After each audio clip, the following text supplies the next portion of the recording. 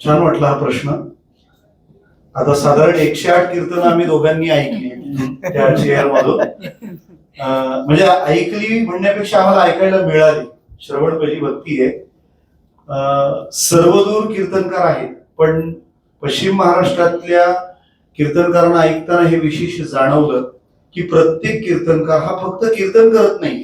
तुम्ही जो मुद्दा सुरू केला होता, प्रत्येकाचं मग कोणाचं सामाजिक काम असेल, कोणाचं शैक्षणिक काम, कोण संस्था चालवतो, कोण अनाथांना सांभाळतो.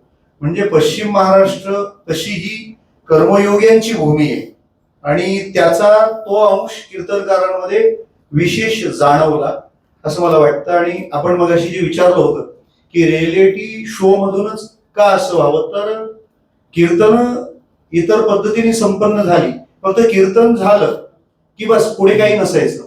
पण इथे कीर्तनानंतर त्याच्यावर भाष्य आहे, त्याच्यावर कमेंट्स आहेत आणि त्याच्यातून दोन गोष्टी साध्य होतात. एक गोष्ट अशी साध्य होते की जे चांगलं आहे त्याला प्रोत्साहन दिलं जाणार आहे आणि जे थोडं नको वाटतं त्याच्यावर तसं भाष्य होणार आहे. म्हणजे आपोआप आम्ही तेव्हा त्या एका कीर्तनकाराशी बोलत नाही आहोत, संपूर्ण महाराष्ट्रातल्या सगळ्या नवोदित कीर्तनकारांशीच आम्ही बोलत आहोत.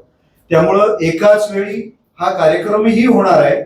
आणि आपण सर्व जाणतच आहात, हल्ली कीर्तनाचा काही प्रकारचा व्हिडिओ लागला की त्याच्या खाली कमेंट्स म्हणजे त्या कीर्तनकारालाच सूचना असतात, तुम्ही असं नको बोलायला पाहिजे, तुम्ही तसं नको बोलायला पाहिजे.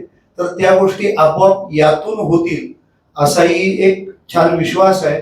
आणि आम्ही पश्चिम महाराष्ट्रातल्या कीर्तनकारांवर याबाबतीत खूपच खुश आहोत की ते नुसते बोलत नाहीयेत, आधी केले मग सांगितले. अशा याच्यामध्ये सूत्रधार फार बेताल झालेला असतो, सुटलेला असतो, त्याला किती काबू